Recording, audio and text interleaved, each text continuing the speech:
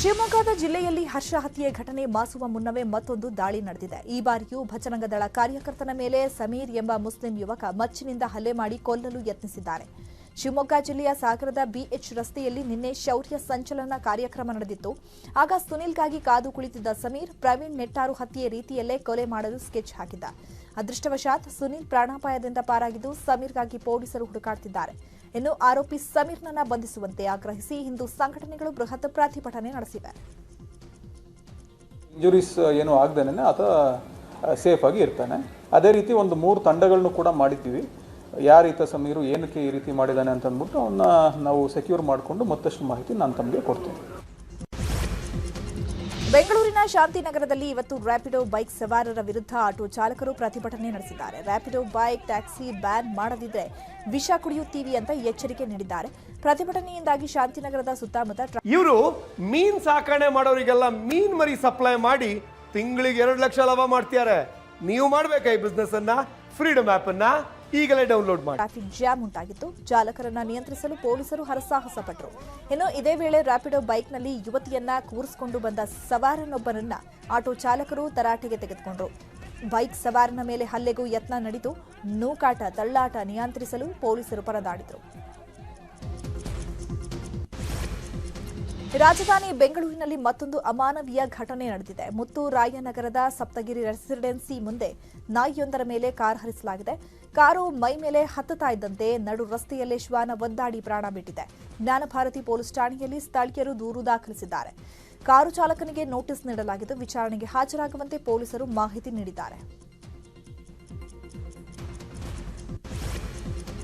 Cake shop ಮುಂದೆ parking ಮಾಡಿದ್ದನ್ನು ಪ್ರಶ್ನಿಸಿದ್ದಕ್ಕೆ manager ಮೇಲೆ ಹಲ್ಲೆ ನಡೆಸಿರುವ ಘಟನೆ ಬೆಂಗಳೂರಲ್ಲಿ ನಡೆದಿದೆ. ಬಾರ್ಗೆ ಕುಡಿಯಲು ಬಂದಿದ್ದ 5-6 ಮಂದಿ ಕೇಕ್ ಶಾಪ್ ಮುಂದೆ ಕಾರ್ ಪಾರ್ಕ್ ಮಾಡಿದ್ರು. ಈ ವೇಳೆ ಶಾಪ್ ಮುಂದೆ ಪಾರ್ಕಿಂಗ್ ಮಾಡಿದ್ದನ್ನ ಶೈಲೇಶ್ ಪ್ರಶ್ನಿಸಿದ್ದಾರೆ. ಇದಕ್ಕೆ ರೊಚ್ಚಿಗೆದ್ದ ತಂಡ ಶೈಲೇಶ್ ಮೇಲೆ ಹಲ್ಲೆ ನಡೆಸಿದೆ. ಭಾನುವಾರ ರಾತ್ರಿ ಘಟನೆ ನಡೆದಿದ್ದು ಹಲ್ಲೆಯ ದೃಶ್ಯ ಸಿಸಿಟಿವಿಯಲ್ಲಿ ಸೆರೆಯಾಗಿದೆ. ಘಟನೆ ಸಂಬಂಧ ಜೀವನ್ ಭೀಮಾನಗರ ಠಾಣೆಗೆ ದೂರು ದಾಖಲಿಸಲಾಗಿದೆ.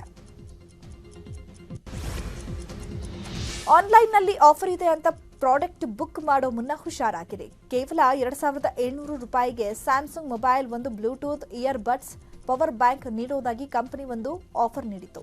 ಅದನ್ನ ನಂಬಿದ್ದ ಮಂಡ್ಯದ ಆಟೋ ಚಾಲಕ ಜಗನ್ನಾಥ್ ದುಡ್ಡು ಕೊಟ್ಟಿದ್ರು. ಬಂದ ಪಾರ್ಸಲ್ ಓಪನ್ ಮಾಡಿದ್ರೆ ಒಂದು ಟಾರ್ಚ್ ಹಾಗೂ ಚೈನಾ ಪವರ್ ಬ್ಯಾಂಕ್ ಇತ್ತಂತೆ. ಅದರಿಂದ ನ್ಯಾಪ್ಟೋಲ್ ಎಂಬ ಆನ್ಲೈನ್ ಶಾಪಿಂಗ್ ಕಂಪನಿ ವಿರುದ್ಧ ಜಗನ್ನಾಥ್ ದೂರು ನೀಡಿದ್ದಾರೆ. ಶಿವಮೊಗ್ಗದಲ್ಲಿ ಭಾಸ್ಕರ್ ರಾವ್ ಎದುರಲ್ಲೇ ಆಪ್ ಮುಖಂಡನ ರಂಪಾಟ ಮಾಡಿದ್ದಾರೆ. ಆಪ್ ಆದ್ಮಿ ಪಕ್ಷದ ರಾಜ್ಯ ಉಪಾಧ್ಯಕ್ಷ ಭಾಸ್ಕರ್ ರಾವ್ ಸಮ್ಮುಖದಲ್ಲೇ ಆಪ್ ಮುಖಂಡ ಆಕ್ರೋಶ ಹೊರಹಾಕಿದ್ದಾರೆ. ಕಾರ್ಯಕ್ರಮಕ್ಕೆ ಆಹ್ವಾನ ನೀಡದ್ದಕ್ಕೆ ಆಪ್ ಮುಖಂಡ ಸಿಟ್ಟಿಗೆದ್ದಿದ್ರು. ನಾನು ಶಿವಮೊಗ್ಗ ನಗರ ಕ್ಷೇತ್ರದ ಆಕಾಂಕ್ಷಿ ಅಂತ ಬಂದ ಕೃಷ್ಣಪ್ಪ ಪಕ್ಷದಲ್ಲಿ ಗುಂಪುಗಾರಿಕೆ ನಡೀತಾ ಇದೆ ಅಂತ ಆರೋಪಿಸಿದ್ದಾರೆ. ನಾನು ಒಬ್ಬ ಪಕ್ಷದ ಅಭ್ಯರ್ಥಿ ಆಕಾಂಕ್ಷಿ, ನನಗೆ ಪತ್ರಿಕಾಗೋಷ್ಠಿ ಬಗ್ಗೆ ಮಾಹಿತಿ ಇಲ್ಲ. 5-6 ಕಡೆ ಹೋಗಿ ಪಕ್ಷ ಸಂಘಟನೆ ಮಾಡಿದ್ದೇನೆ, ಆದ್ರೂ ನನಗೆ ಗೌರವ ಕೊಟ್ಟಿಲ್ಲ ಅಂತ ಅಸಮಾಧಾನ ಹೊರಹಾಕಿದ್ದಾರೆ.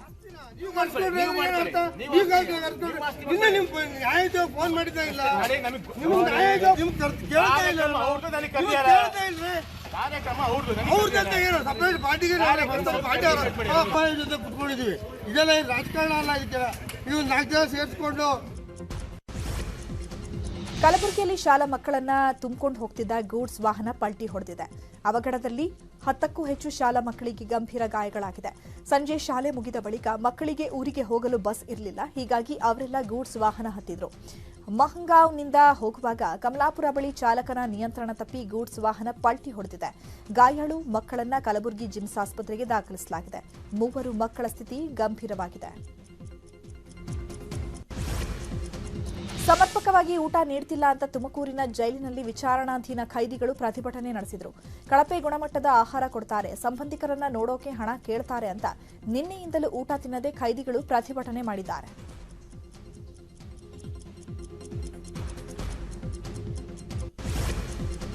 ಅಳಿವಿನ ಅಂಚಿನಲ್ಲಿರುವ 6 ಅಡಿ ಉದ್ದದ ಬಲವಾದ ರೆಕ್ಕೆಗಳನ್ನು ಹೊಂದಿರುವ ಹಿಮಾಲಯನ್ ಗ್ರಿಫನ್ ರಣಹದ್ದು ಉತ್ತರ ಪ್ರದೇಶದಲ್ಲಿ ಸೆರೆಸಿಕ್ಕಿದೆ. ಹಿಮಾಲಯ ಪ್ರದೇಶಗಳಲ್ಲಿ ಹೆಚ್ಚಾಗಿ ಕಂಡುಬರುವ ಹದ್ದನ್ನ ಜನರು ಹಿಡಿದು ಅರಣ್ಯ ಇಲಾಖೆಗೆ ನೀಡಿದ್ದಾರೆ. ದೊಡ್ಡ ರೆಕ್ಕೆ, ದೊಡ್ಡ ದೇಹಗಾತ್ರ ಹೊಂದಿರುವ ರಣಹದ್ದನ್ನು ಕಂಡು ಜನರು ಚಕಿತರಾಗಿದ್ದಾರೆ. ಸ್ಮಶಾನದಲ್ಲಿ ಮೃತದೇಹವನ್ನು ತಿನ್ನುತ್ತಿದ್ದಾಗ ಜನರು ಬಲೆ ಬೀಸಿ ಹದ್ದು ಹಿಡಿದಿದ್ದಾರೆ.